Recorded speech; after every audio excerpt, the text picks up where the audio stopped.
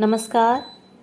आइए सुनते हैं सुभद्रा कुमारी चौहान द्वारा लिखी कहानी चढ़ा दिमाग। शीला स्वभावतः कवि थी। वह कभी कभी कहानियां भी लिखा करती थी। उसकी रचनाएं अनेक पत्रों में छपी और उनकी खूब प्रशंसा हुई।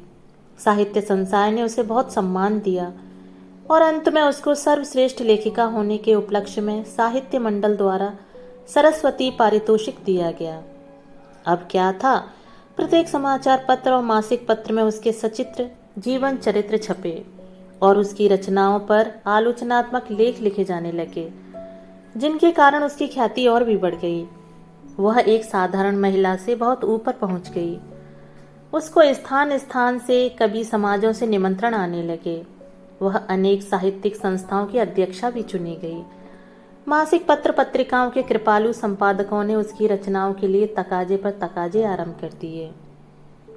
अनेक सहृदय पाठकों ने परिचय प्राप्त करने के लिए उसको पत्र लिखे। परिणाम यह हुआ कि शीला के पास आने वाली डाक का परिमाण बहुत बढ़ गया। उसका छोटा सा घर ऐसा मालूम होता जैसे किसी समाचार पत्र का ऑफिस हो। वह बेचारी इस असीम सहानुभूति के भार से दब सी गई।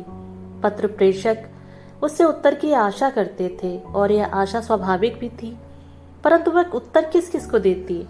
आखिर पत्र भेजने में भी तो खर्च लगता ही है और वह तो निर्धन थी। शीला के पति जेल में थे। सत्याग्रह संग्राम प्रारंभ होते ही वह गिरफ्तार करके साल भर के लिए श्री कृष्ण मंदिर में बंद कर दिए गए थे। साथ ही 200 रुपये जुर्माना भी हुआ था। इन सब कठिनाइयों को वह धैर्यपूर्वक सह रही थी। फिर भी वह बहुत परेशान सी रहा करती थी। मैं शीला को बहुत दिनों से जानता ही न था। वह सगी बहन की तरह मुझ पर स्नेह करती थी और मैं अपनी ही बहन की तरह उसका आदर करता था। इधर कुछ निजी झंझटों के कारण मैं बहुत दिनों से शीला के घर न जा सका था। एक दिन शाम को पोस्टमैन ने मुझे एक लिफाफा दिया। खोलकर देखा तो वह पत्र मेरा नहीं किंतु शीला का था। कल्पलता मासिक पत्रिका के संपादक महोदय ने बड़े आग्रह के साथ शीला को कोई रचना भेजने के लिए लिखा था। वह पत्रिका का कोई विशेषांक निकाल रहे थे। पत्र समाप्त करते करते उन्होंने यह भी लिखा था कि उसकी रचना के बिना उनका विशेषांक अधूरा ही रह जाएगा। उस जैसी विदुषियों के सहयोग से वह कल्पलता के विशेषांक को सफल बना सकेंगे। पत्र को उलट पलट कर देखा। मालूम होता था संपादक महोदय ने भूल से लिफाफे पर मेरा पता लिख दिया था, क्योंकि मैं भी कभी कभी कल्पलता में अपनी तुकबंदियां भेज दिया करता था। जैसा कि मैंने पहले ही कहा है, मैं बहुत दिनों से शीला के घर न जा सका था और अब अकस्मात ही यह पत्र उसे देने का प्रसंग आ गया। इसलिए दूसरे ही दिन प्रातःकाल में उसके घर गया। शीला का घर छोटा सा था और गृहस्थी थी थोड़ी सी। घर में कोई पुरुष नहीं था। उसकी बूढ़ी सास थी और एक नन्हा सा बच्चा था। ये शीला की ही संरक्षता थी। अपने पति की अनुपस्थिति में भी वह गृहस्थी को सुचारू रूप से चलाए जा रही थी। उसके इस असीम धैर्य और साहस की मैंने मन ही मन प्रशंसा की। जब मैं वहां पहुंचा, वह आंगन में बैठी कुछ लिख रही थी।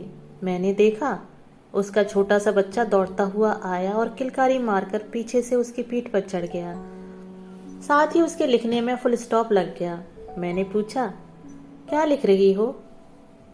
कल्पलता के लिए कहानी लिख रही थी। वह मुस्कुराकर बोली, पर जब यह लिखने दे तब ना। उसने वाक्य को पूरा किया। मैंने पूछा, कितनी बाकी है? कहानी तो पूरी हो गई, पर इसके साथ उन्हें एक पत्र भी तो लिखना पड़ेगा, शीला ने कहा। मैंने उस कहानी को लेने के लिए हाथ बढ़ाया, पर वह मुझे बीच में ही रोककर मुस्कुराती हुई बोली, लो, पहले इसे तो पढ़ लो, फिर कहानी पढ़ना। कहते हुए उसने एक लिफाफा मेरी ओर बढ़ा दिया। लिफाफे पर पता शीला का और पत्र मेरा था। कल्पलता के संपादक महोदय ने मुझसे भी शीला की कोई रचना भिजवाने के लिए आग्रह किया था। साथ ही उल्हामा भी दिया था कि उन्होंने शीला को कई पत्र लिखे, किंतु उसने एक का भी उत्तर नहीं दिया और अंत में बहुत क्षुब्ध होकर उन्होंने लिखा था, इस चढ़े दिमाग का कुछ ठिकाना भी है? मैंने पत्र समाप्त करके शीला की ओर देखा। वह मुस्कुरा रही थी, किंतु उस मुस्कुराहट में ही उसकी आंतरिक वेदना छिपी थी। उसकी असमर्थता की सीमा निहित थी। कदाचित उन्हें छिपाने के लिए ही प्रहरी की तरह मुस्कुराहट उसके ओठों पर खिल रही थी। कुछ क्षण तक चुप रहने के बाद मैंने पूछा, क्या लिख दूं संपादक जी को? लिखोगे क्या? उन्हें यह कहानी भेज दो, उसने उसी मुस्कुराहट के साथ उत्तर दिया। पर उन्हें ऐसा ना लिखना चाहिए था, मैंने सिर नीचा करते हुए कहा। उन्होंने कुछ अनुचित तो लिखा नहीं? उसने गंभीर होकर कहा। कई पत्रों का लगातार उत्तर न पाने पर लोगों की यह धारणा हो जाना अस्वाभाविक नहीं है। उनकी जगह पर क्षण भर के लिए मुझे या स्वयं अपने को समझ लो, फिर सोचो। लगातार 3-4 चिट्ठियां भेजने पर भी यदि कोई तुम्हें उत्तर न दे तो फिर उसके बारे में क्या सोचोगे? यही ना कि बड़ा घमंडी है, चिट्ठियों का उत्तर नहीं देता। मैं निरुत्तर हो गया। दोनों चिट्ठियां मेरे हाथ में थी, दोनों की तारीखें एक थीं। मैं समझ गया कि जल्दी जल्दी में संपादक महोदय ने मेरा पत्र शीला के लिफाफे में और उसका मेरे लिफाफे में रख दिया। मुझे कुछ हंसी आ गई। मैंने शीला का पत्र उसकी ओर बढ़ाते हुए कहा, लो यह पत्र तुम्हारा है, मेरे पास उसी तरह चला आया जिस तरह मेरा पत्र तुम्हारे पास आ गया है। वह पत्र पढ़ने लगी। मैंने उसकी कहानी उठा ली।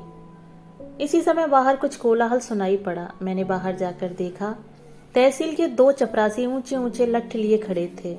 पूछने पर मालूम हुआ कि शीला के पति पर जो 200 रुपए का जुर्माना हुआ था उसे वसूल करने के लिए कुर्की आई है। मैंने उन्हें समझा बुझाकर घर बिना कुर्की किए ही वापस भेजने का प्रयत्न किया, पर वे भला क्यों मानने लगे। कदाचित नगद नारायण से उनकी पूजा होती तो देवता कुछ ठंडे पड़ जाते, पर वहां न तो शीला के ही पास कुछ था और न मेरे। आखिर कुर्की शुरू हुई। वे लोग घर के अंदर से सामान ला लाकर बाहर रखने लगे। बक्स, मेज, कुर्सियां, अलमारी, तस्वीरें, बर्तन इत्यादि। तात्पर्य यह है कि जो कुछ भी सामान था एक एक करके सब बाहर आ गया और सब चीजों की एक दुकान सी लग गई। शीला शांतिपूर्वक यह सब देख रही थी, किंतु उस शांति के नीचे प्रचंड विषाद छिपा हुआ था। मुझसे उसके चेहरे की ओर नहीं देखा जाता था। मैं अपने भाईपन को मन ही मन धिक्कार रहा था। मेरे सामने ही मेरी बहन की लुटिया थाली नीलाम होने जा रही थी, किंतु मैं कुछ न कर सकता था। खैर, उन सब वस्तुओं की एक सूची तैयार करके चपरासी सामान ठेले पर लाद कर ले जाने लगे। सामान में बच्चों की एक ट्राइसिकल भी थी। शीला का बच्चा ब्रजेश अमाली ताइकिल कह के मचल पड़ा। शीला कुछ भी न कह सकी। बच्चे को जबरन गोद में उठाकर वह दूसरी ओर चली गई। सामान चला गया। मैंने अंदर जाकर देखा, वह बैठी बच्चे को कुछ खिला रही थी। उसने मेरी ओर देखा, उसकी आंखें सजल थीं। मैंने सांत्वना के स्वर में कहा, बहन, देशभक्तों की यही तो अग्नि परीक्षा है। थोड़ी देर बाद उसकी कहानी लेकर मैं घर लौटा। घर आकर मैंने वह कहानी पढ़ी और उसी प्रकार कल्पलता के संपादक के पास भेज दी। कहानी का शीर्षक था चढ़ा दिमाग।